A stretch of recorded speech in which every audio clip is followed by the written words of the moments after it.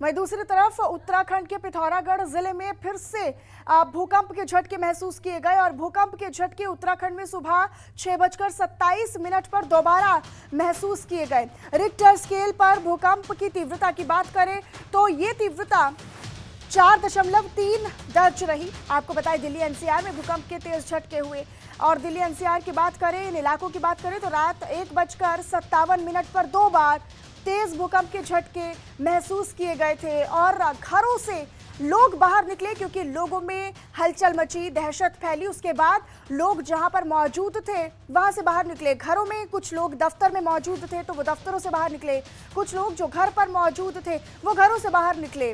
Richter scale पर Delhi NCR के भूकंप की बात करें तो रिक्टर स्केल पर भूकंप की तीव्रता 6.3 मापी गई। दरअसल इसका केंद्र नेपाल बताया जा रहा है। नेपाल में भूकंप का केंद्र पाया गया। उत्तर भारत में कई जगह भूकंप के झटके महसूस किए गए। पड़ोसी देश नेपाल, जिसका जिक्र बार बार हम कर रहे हैं, नेपाल में भूकंप का केंद्र पाया गया। नेपाल के डोटी में भूकंप के तेज झटकों के कारण 6 लोगों की मौत की जानकारी भी मिली। तो उत्तराखंड में दोबारा से सुबह 6:27 पर भूकंप के झटके महसूस किए गए और यहां पर इस बार रिक्टर स्केल पर भूकंप की तीव्रता 4.3 रही। क्योंकि अब देखिए ये काफी अहम है, ये काफी महत्व रखता है क्योंकि उत्तराखंड भूकंप के लिहाज से बेहद ही संवेदनशील और कहीं ना कहीं बेहद ही सेंसिटिव इलाका माना जाता है।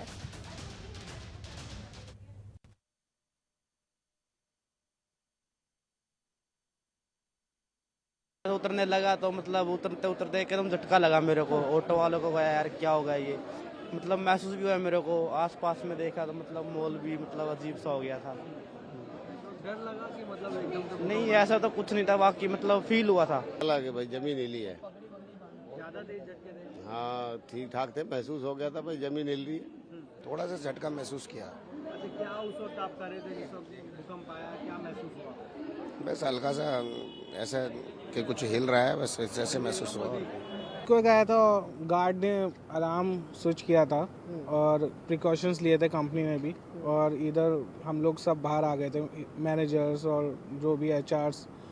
और ये अच्छा है हमारे ऑफिस में कि हम लोग बाहर आ गए थे और प्रिकॉशंस में हमने ये लिया कि हम सब बाहर आके खड़े हो गए थे, गेट खुल गया था, हमारे गार्ड्स लोगों ने बहुत हेल्प की उसके रिगार्डिंग। और आज का एक बहुत तेज़ था।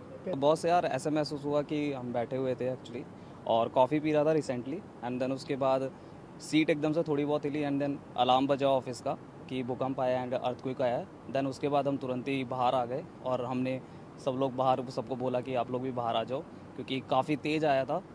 और बाकी हमने सब कुछ नॉर्मल कर लिया।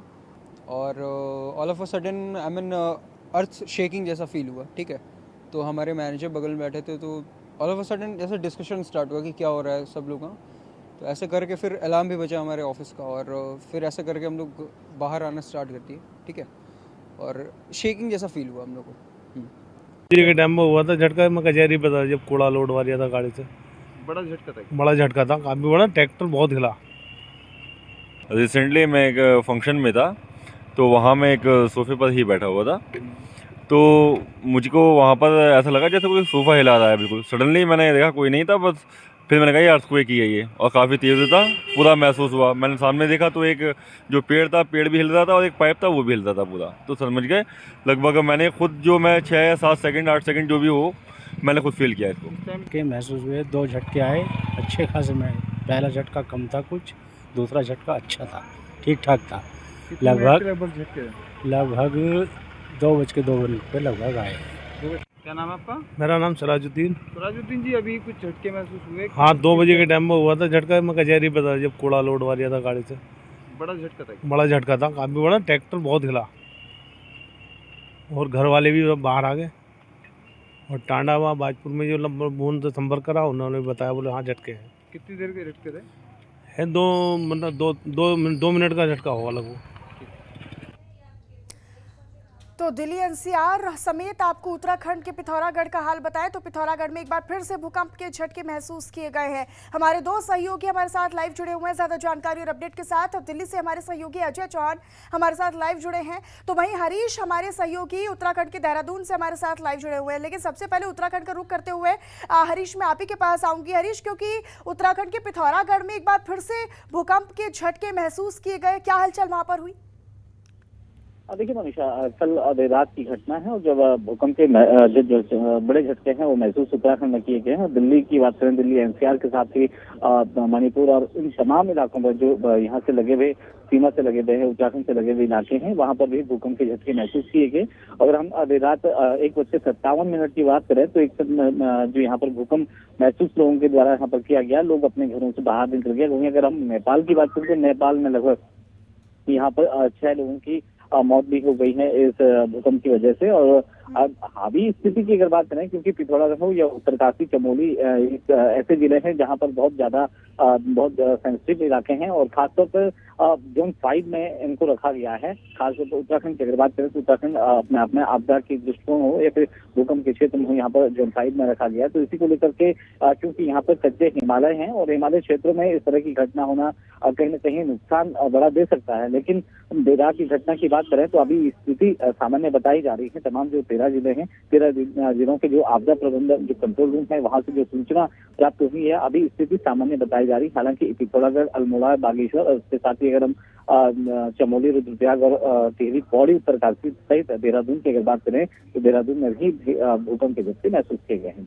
ठीक हरीश, आप बने रहिएगा, लौटूंगी आपके पास। हमारे सहयोगी अरुण चंद्रा भी हमारे साथ गाजियाबाद से जुड़ चुके हैं। अरुण, मैं आपका रुख करूंगी, लेकिन उससे पहले दिल्ली का रुख करना चाहूंगी अजय, क्योंकि दिल्ली एनसीआर में रात को करीब 2 बजे के करीब 2 भूकंप के झटके महसूस किए गए थे। क्या किसी तरह के नुकसान की अभी तक जानकारी मिली है?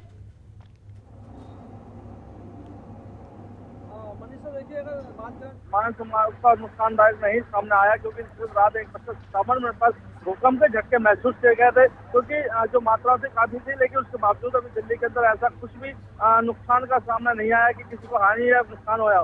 लेकिन हाँ, ये जरूर है जिस तरह से लगातार जो भूकंप के झटके नेपाल से लेके और उत्तर भारत तक, उत्तराखंड, बिहार और दिल्ली तक पहुंचे, तो कहीं ना कहीं जो घातक था वो नेपाल में सबसे ज्यादा नुकसानदायक पहुंचा है। लेकिन यहाँ दिल्ली के एनसीआर में अभी तक ऐसी कोई घटना सामने नहीं आई है कि किसी को नुकसान हो। देखिए, जिस समय भूकंप के झटका है, लोग नींद में रहते हैं, सोते हैं, उसके बाद जब अचानक से कुछ पार्टी में होते हैं, कुछ ऑफिस में होते हैं, उनको महसूस हुआ कि भूकंप के झटके आए हुए थे। लेकिन जो घरों में सोए हुए थे उनको महसूस भी नहीं हुआ था कि भूकंप के झटका है। लेकिन हाँ, उनके जब दिन निकला सुबह, लोगों ने पूछा गया कि जैसे भूकंप आए, तो उन्होंने कहा भूकंप तो आए थे लेकिन पता नहीं चला। लेकिन ऑफिशियल जो लोग थे उनको इस बात का महसूस हुआ। और जो गलियां थी, जो काफी अगर बात करें चांदनी चौक साइड के एरिया बात करें, सदर की बात करें, उस एरिया में काफी भीड़ का एरिया रहता है। पूरी रात वहाँ पे मार्केटें चलती हैं, क्योंकि लोग बाहर से आते हैं सामान लेने के लिए। तो ऐसी स्थिति में लोगों को हड़बड़ाहट सी हो गई थी, कहीं भूकंप तो झटके तेज ना आए, क्योंकि लगातार जो 3 झटके महसूस किए गए तो उसमें कहीं ना कहीं काफी नुकसान होता। लेकिन दिल्ली में ऐसी कोई भी स्थिति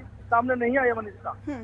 ठीक है अजय, आप बने रहिएगा, एक बार फिर से आपका रुख करूंगी। लेकिन इसी बीच गाजियाबाद का रुख कर लेते हैं। अरुण, गाजियाबाद में भी क्योंकि कई जगहों पर हमने देखा कि भूकंप के झटके उत्तर प्रदेश में भी महसूस किए गए, गाजियाबाद में अभी क्या हाल है? किस तरह की हलचल वहां पर देखी गई? क्या किसी तरह के नुकसान की या फिर किसी तरह की हानि की कोई जानकारी अभी तक निकल कर सामने आई है? अरुण,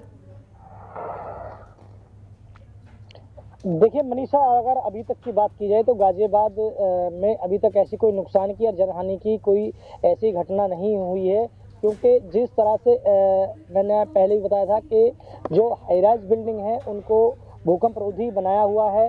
तो यहाँ पर एक सबसे बड़ा और अच्छा जो खबर रही है कि यही रही है कि हालांकि झटके बहुत तेज थे रात को, अधिकतर क्योंकि रात को 2 बजे के करीब, यानी 1:57-58 की बात की जाए तो कुछ लोग सोए हुए थे, कुछ लोग जाग भी गए थे। जागने के साथ साथ वो घरों से बाहर भी भागे थे, क्योंकि ये सोशल मीडिया के माध्यम से और हमारे चैनल के माध्यम से भी कई बार बताया जाता है कि कभी भी ऐसी भूकंप की स्थिति अगर बनती है तो सभी लोगों को खुले मैदान में या घर के अंदर से बाहर निकल जाना चाहिए। तो ये लोगों ने जागरूकता का ही एक परिचय दिया है।